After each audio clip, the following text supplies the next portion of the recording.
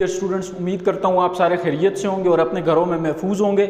बच्चे, बायो की क्लास का टाइम हुआ चाहते हैं। आज हम लोग डिस्कस करेंगे यूनिट नंबर 2।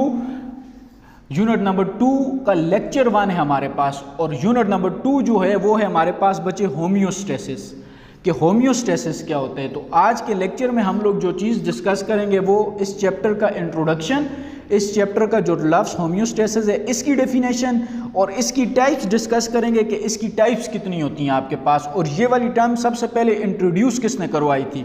तो बच्चे, इस चैप्टर के इंपॉर्टेंट टॉपिक्स जो हैं वो इसके साथ रिलेट करते हैं, वो रिलेट करते हैं आपके पास टर्म होम्योस्टेसिस के साथ के इंपॉर्टेंट टॉपिक इस चीज़ के साथ रिलेट करेंगे, इसकी तीनों टाइप्स के साथ। या हम लोग एक जर्नल स्केच बनाएं तो हम कह सकते हैं कि हम लोग होम्योस्टेसिस पढ़ेंगे प्लांट्स के अंदर, और इस चैप्टर में, और इसके अलावा होम्योस्टेसिस किसके अंदर पढ़ेंगे, एनिमल्स के अंदर।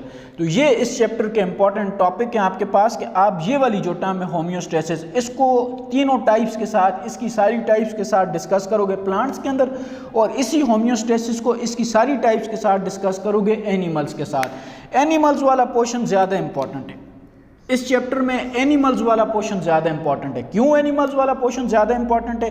क्योंकि इसमें हम लोग देखते हैं structure plus function of nephron, और ये जो स्ट्रक्चर और फंक्शन ऑफ नेफ्रॉन होते हैं ये इस यूनिट का लॉन्ग क्वेश्चन है बच्चे आपके पास। और लॉन्ग क्वेश्चन आपको पता है कितने मार्क्स को होते हैं, 9 मार्क्स का। तो हम लोग कहते हैं कि इस यूनिट में होम्योस्टेसिस में जो ज़्यादा इंपॉर्टेंट टॉपिक है लॉन्ग क्वेश्चन के पॉइंट ऑफ व्यू से, वो कौन सा सेगमेंट है, एनिमल का सेगमेंट। क्यों एनिमल का सेगमेंट है? क्योंकि इस सेगमेंट में हम लोग एक इंपॉर्टेंट चीज़ देखते हैं जिसको कहते हैं जी structure plus function of nephron, और ये इस यूनिट में से लॉन्ग क्वेश्चन बनते हैं आपके पास। अब बच्चे, होम्योस्टेसिस की तरफ आ जाएं तो हम लोग कहते हैं टर्म होम्योस्टेसिस को सबसे पहले यूज़ किया था क्लॉड बर्नार्ड ने। Term homeostasis was first coined by a scientist which is a known scientist था। साइंटिस्ट क्या था आपके पास, जिसका नाम क्या था, क्लॉड बर्नार्ड। ये आपको बताया है MCQ के लिए। आपकी बुक में साइड पे जो टिड बिट होता है या जो साइंटिफिक इंफॉर्मेशन होती है उधर इस साइंटिस्ट का नाम लिखा हुआ है, हम लोगों ने इधर ही लिख दिया कि term homeostasis was first coined by a scientist name Claude Bernard. अब बच्चे आ जाएं इस यूनिट की तरफ कि इस यूनिट में हम लोग क्या क्या चीज़ें पढ़ेंगे। अब सबसे पहले इंट्रोडक्शन में आप डेफिनेशन आपको आनी चाहिए होम्योस्टेसिस की, कि होम्योस्टेसिस की डेफिनेशन क्या है बच्चे आपके पास। अब हम लोग कहते हैं होम्योस्टेसिस है आपके पास कि किसी भी ऑर्गेनिज्म का, कोई भी ऑर्गेनिज्म जब क्या करता है, मेंटेन करता है। किस चीज़ को मेंटेन करता है बच्चे? अपनी इंटरनल कंडीशन को, मेंटेन इट्स इंटरनल कंडीशन, अपनी इंटरनल कंडीशंस को क्या करता है, मेंटेन करता है। तो इस फिनोमेना को हम लोग किसका नाम देते हैं? This phenomena is known as homeostasis. Homeostasis क्या है आपके पास? The phenomena in which organism maintain its internal condition. Internal condition को मेंटेन करते हैं। कैसे मेंटेन करते हैं? By change in external condition.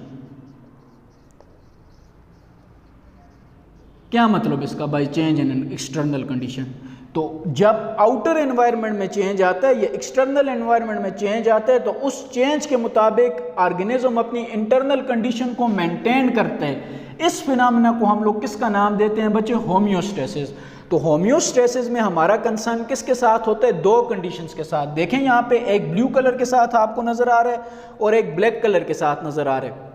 Organism maintain its internal condition, ये वाली चीज, इस इंटरनल कंडीशन को वो मेंटेन करता है किसके साथ? बाय एक्सटर्नल कंडीशन के साथ। ये एक्सटर्नल, तो इंटरनल कंडीशन को आप लोग नाम दे दें बच्चे इनर एनवायरनमेंट का।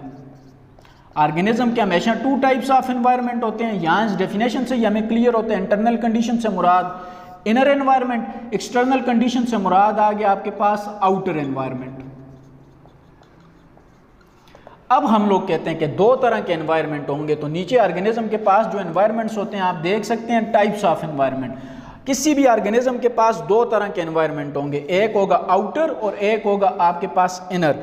ये जो आउटर एनवायरनमेंट होता है ये चेंज होते हैं, कंटिन्यूसली चेंज होते हैं, जबकि जो इनर एनवायरनमेंट होता है ये कांस्टेंट होते हैं, up to a limited extent. Proper पूरा कांस्टेंट नहीं होता, इसके अंदर चेंज होती है। हम लोग कहते हैं आउटर एनवायरनमेंट चेंज होता रहता है, जबकि जो इनर एनवायरनमेंट होता है वो कांस्टेंट होता है। और कोई भी ऑर्गेनिज्म अपने इनर कंडीशन को मेंटेन करेगा, चाहे प्लांट्स हों या चाहे एनिमल्स हों, वो अपनी इनर कंडीशंस को मेंटेन करते हैं। किसके मुताबिक मेंटेन करते हैं? According to external environment, according to external condition.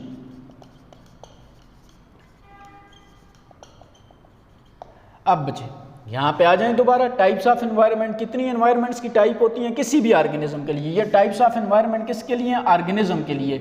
आप अपने आप को ज़हन में रखें, आपके कितने एनवायरनमेंट हैं इस टाइम? आपके दो एनवायरनमेंट हैं, एक आपका अंदर के एनवायरनमेंट और एक आप जिस एनवायरनमेंट में बैठे हुए हैं। आपका अंदर का एनवायरनमेंट कांस्टेंट होगा, आपका बाहर का एनवायरनमेंट चेंज होता रहेगा। आपके रूम का टेम्परेचर और है, आप बाहर कॉरिडोर में आएंगे टेम्परेचर और होगा, आप घर से बाहर जाएंगे टेम्परेचर और होगा।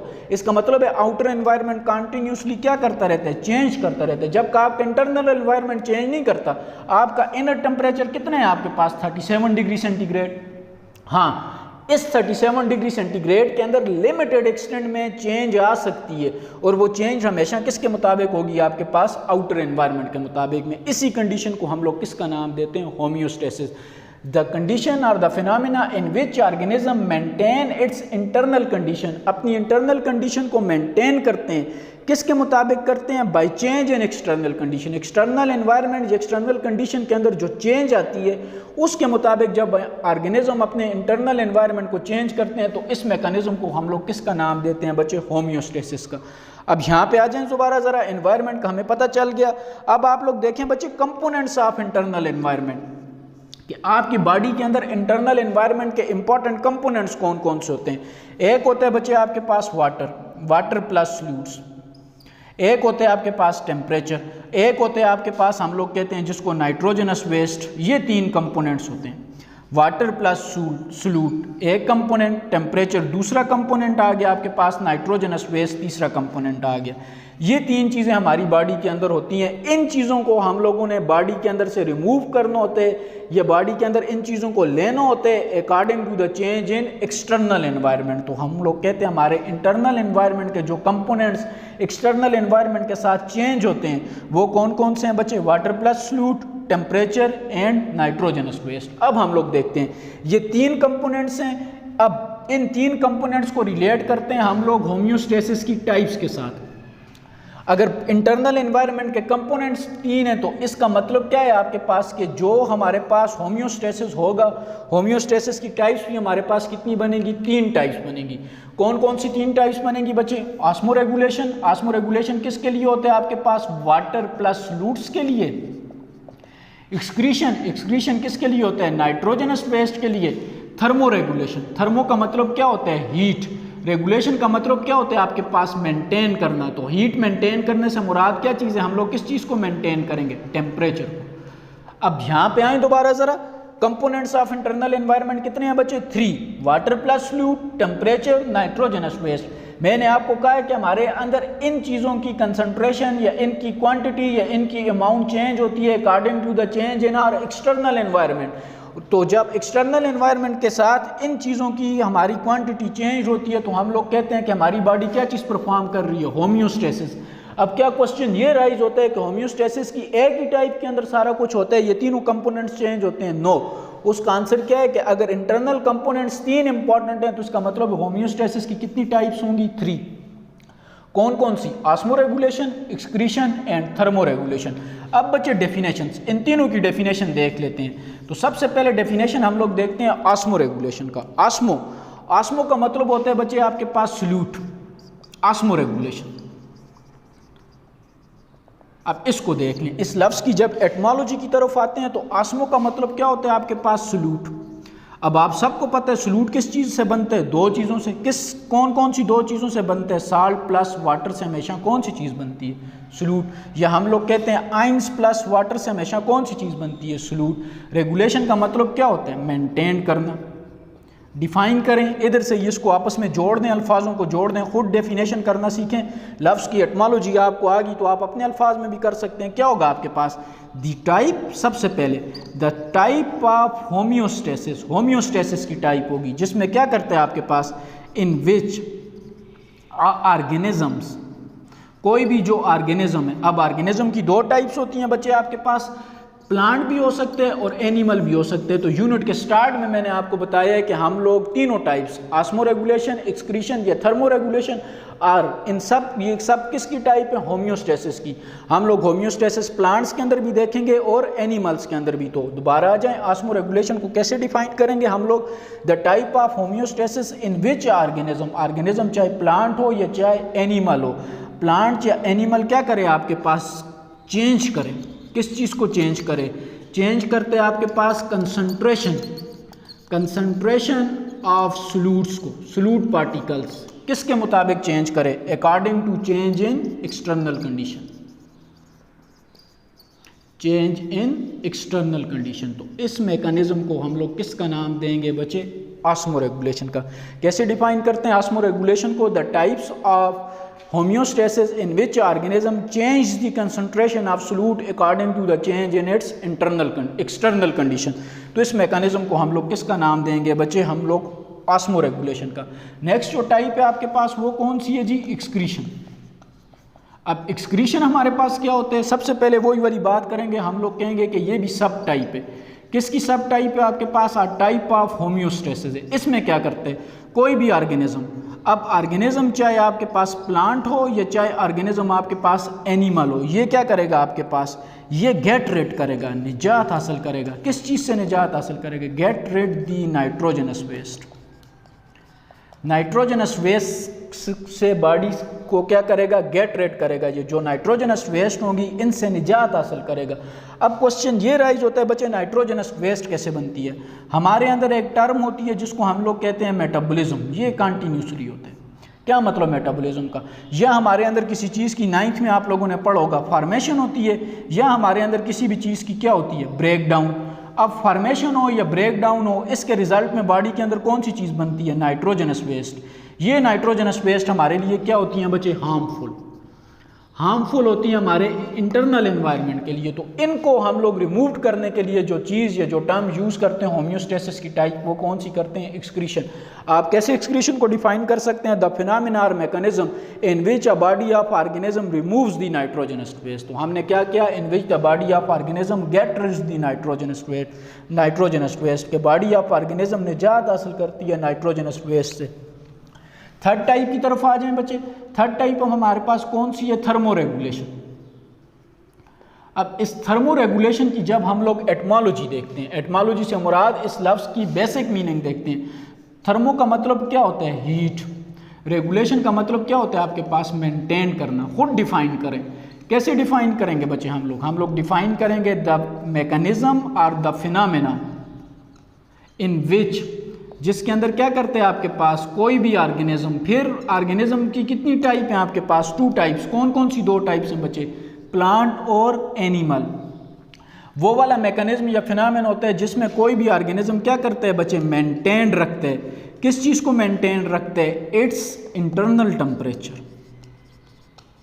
अपने इंटरनल टेम्परेचर को क्या रखेगा, मेंटेन रखेगा। इस मैकेनिज्म या इस फिनोमेना को हम लोग किसका नाम देंगे बच्चे, थर्मोरेगुलेशन का। और वो इंटरनल टेम्परेचर को कैसे मेंटेन रखेगा बच्चे आपके पास, by change in external condition. External condition के अंदर कोई भी चेंज आएगी, उस चेंज के मुताबिक वो अपने बॉडी के इंटरनल टेम्परेचर को मेंटेन रखेगा। कैसे मेंटेन रखेगा बच्चे, हम लोग जब चैप्टर के एंड पे जाएंगे या आखिर में जाएंगे तो हम लोग 2 टर्म्स पढ़ेंगे। एक पढ़ेंगे वेजोडाइलेशन और एक पढ़ेंगे हम लोग वेजो कंस्ट्रिक्शन। तो इस तरह ऑर्गेनिज्म अपने बॉडी के टेम्परेचर को मेंटेन रखते हैं, या टेम्परेचर को ज़्यादा करते हैं या टेम्परेचर को क्या करते हैं, कम करते हैं, according to the change in external condition. तो इस मैकेनिज्म को हम लोग किसका नाम देते हैं बच्चे, थर्मोरेगुलेशन का। तो आज के लेक्चर के लिए यही चीज़ें दोबारा देख लें बच्चे। लेक्चर में हम लोगों ने किसका इंट्रोडक्शन पढ़ा, होम्योस्टेसिस का। होम्योस्टेसिस की टाइप्स पढ़ी, होम्योस्टेसिस की टर्म्स किसने यूज़ की। इस चैप्टर के इंपॉर्टेंट टॉपिक्स के हम लोग होम्योस्टेसिस को प्लांट्स और एनिमल्स के साथ डिस्कस करेंगे। फिर इंपॉर्टेंट जो है वो आपके पास कौन सा सेगमेंट है, एनिमल का सेगमेंट है। क्यों, क्योंकि उधर हमारा एक लॉन्ग क्वेश्चन पड़ा हुआ है। फिर हम लोग होम्योस्टेसिस को डिफाइन करेंगे, एनवायरनमेंट्स की टाइप निकालेंगे, कौन से एनवायरनमेंट चेंज होते हैं, कौन से एनवायरनमेंट चेंज नहीं होता। इंटरनल एनवायरनमेंट के कंपोनेंट्स को किसके साथ जोड़ेंगे, टाइप ऑफ होम्योस्टेसिस, और होम्योस्टेसिस की हर टाइप को क्या करेंगे हम लोग बच्चे डिफाइन करेंगे। तो ये तो था बच्चे आज का लेक्चर आपका, लेकिन आज आपका टेस्ट डे भी है। आपका टेस्ट प्रीवियस चैप्टर में से होगा। टेस्ट आपका क्या है वो मैं यहाँ पे लिख देता हूँ। आपका टेस्ट है जी, आपने क्या करना है कि कोई एक respiratory disorder, any one respiratory disorder, आप लोग क्या करेंगे अपने कॉपीज़ के ऊपर करेंगे या आप लोग पेज के ऊपर इस क्वेश्चन को बिल्कुल प्रॉपर प्रेजेंटेशन की मेथड में करेंगे और करने के बाद जो आपके व्हाट्सएप के ग्रुप बने हुए हैं आप लोग उनमें क्या कर देंगे, शेयर कर देंगे। तो आपका टेस्ट क्या है बच्चे आज का, रिस्पायरेटरी डिसऑर्डर। आज आपका कोई होमवर्क नहीं है, ये होमवर्क आप कल अपनी कॉपीज़ पे नोट करके ग्रुप्स में शेयर कर सकते हैं। आज सिर्फ आपका टेस्ट होगा। टेस्ट क्या है बच्चे, प्रीवियस चैप्टर में से, प्रीवियस चैप्टर में से कोई एक रिस्पायरेटरी डिसऑर्डर, 5 रिस्पायरेटरी डिसऑर्डर हैं जो आपको याद है, जो आपको इजी लगते हैं, आप उसको करेंगे प्रॉपर प्रेजेंटेशन मेथड से 4 हेडिंग्स की फॉर्म में, और जो आपके ग्रुप्स बने हुए हैं आप लोग उनमें शेयर करेंगे। जिस तरह आपका काम चेक हो कि आपको वापस भेजा जाता है या आपको उसके ऊपर कमेंट्स किए जाते हैं, जो गलती हो उसको ठीक किया जाता है, सिमिलरली आपके टेस्ट को भी चेक किया जाएगा और वापस आपको उसकी रिपोर्ट दी जाएगी। अपना बहुत ख्याल रखिएगा। अल्लाह हाफ़िज़।